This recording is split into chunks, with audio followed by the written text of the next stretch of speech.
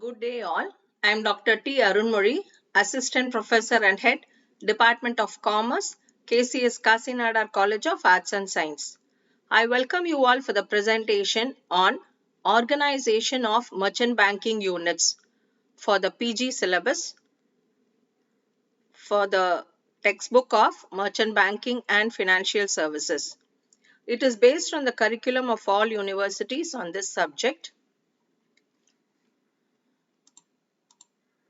In the words of Scully, a merchant bank could be the best defined as a financial institution conducting money market activities and lending, underwriting and financial advice and investment services whose organization is characterized by a high proportion of professional staff able to approach problems in an innovative manner and to make and implement decisions rapidly.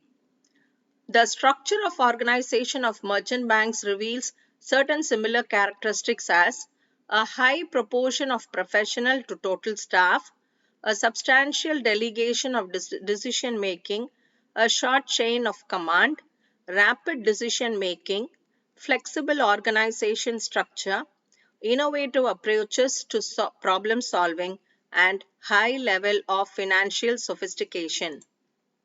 Its activities are regulated by the following: by the guidelines of SEBI, Security Exchange Board of India, and Ministry of Finance, the Companies Act of 1956, and the Listing Guidelines of Stock Exchange and Securities Contracts Regulation Act of 1956. The basic functions of merchant banking are distribution of securities like equity shares, mutual funds, insurance products, and so on. Providing assistance to the enterprises to raise funds from the market. For loan syndication for the clients is another important function performed by these organizations. Corporate advisory and project advisory services are other important merchant banking services offered by these organizations. And why there is a need for merchant banking in India? The need for merchant banking services in India arises from the fact that high-level industrialization is taking place in the country. So there is need for skilled professionals who can take care of various finance-related needs and of the advanced industrial sectors. These specialist services are also of great importance for the small and medium-sized enterprises to help them operate smoothly.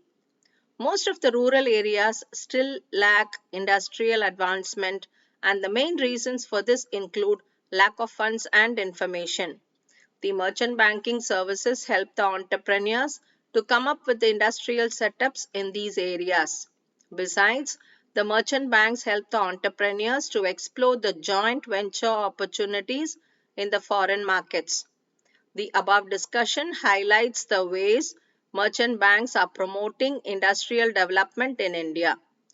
The government in the country plays a significant role by issuing rules and regulations for merchant banks so that entrepreneurs can make most out of these services.